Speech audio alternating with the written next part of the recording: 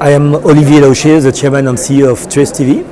Olivier, you have several digital offerings. The first of which we're going to talk about is the mobile offering that you have here in South Africa. Tell me what growth you've had and what you're doing with it. In fact, we launched this mobile service just 1 year ago.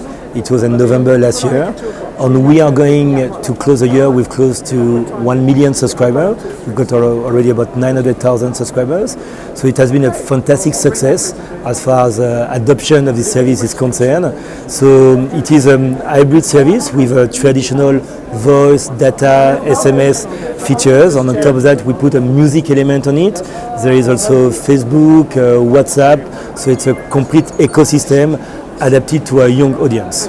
And you are talking to other operators about rolling this out more widely. Obviously, for us, South Africa was like a kind of case study. So now that we know more about this business, we want to develop it in new countries. So we are in active discussion to launch it in Cameroon, to launch it in Ivory Coast, in Nigeria. So I hope that we'll be in a position to announce some significant deals in the coming weeks. And you've also got a live TV streaming platform coming soon. Absolutely. So Trace Play has been really one of our priority projects for the last months. We are a little bit late in the launch of this platform because of technical issues. But before the end of the year, Trace Play will be out on the market. So it will be an SVOD platform with linear channel and also on-demand content, film, series, documentaries, but everything filtered through the Trace DNA, which is 100% about urban culture and entertainment. And you also got digital operations in Nigeria. You're working with various operations there. Absolutely. Our affiliate in Nigeria is very active. And as you know, the Nigerian market is the biggest mobile market of the African continent. And the Trace brand is very popular there. We've got a specific channel named Trace Niger that we launched also a few months ago that is doing very well.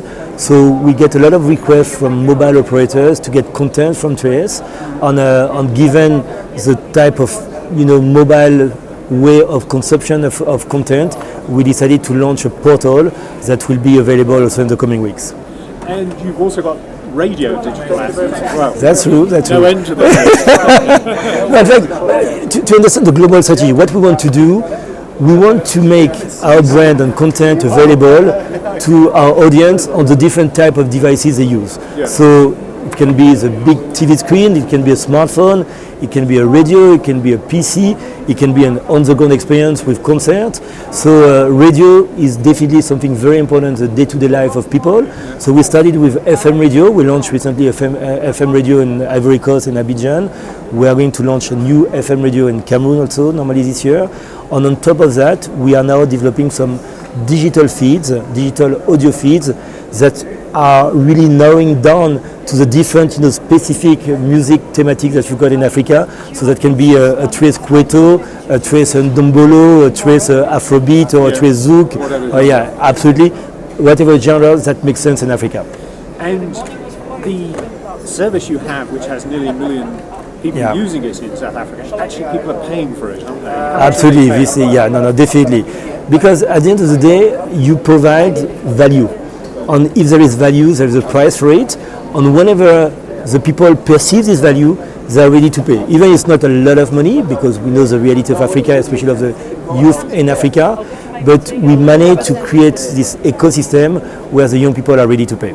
And so how much are they paying in South So Africa? the average revenue per user, what they call the famous RPU in the mobile world, is depending on the different type of offering, is between $4 and $6 per month. Okay, and you are looking to having an increasing percentage of your revenues coming from these digital screens.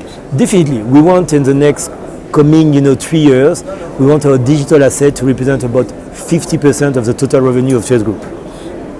You were talking earlier in a panel session about in a way, the barrier, the obstacle of the mobile operators. How do you think that will change? I think more and more the mobile operators are realizing that what they are now offering is a commodity. How can you make the difference between 1 gigabyte to another gigabyte, between one SMS to another SMS? So there is no perceived added value in that. The added value will come from content. So whenever a mobile operator will be in a position to provide some exclusive content, some branded content that really touch the passion point of the audience, then it will start making the difference.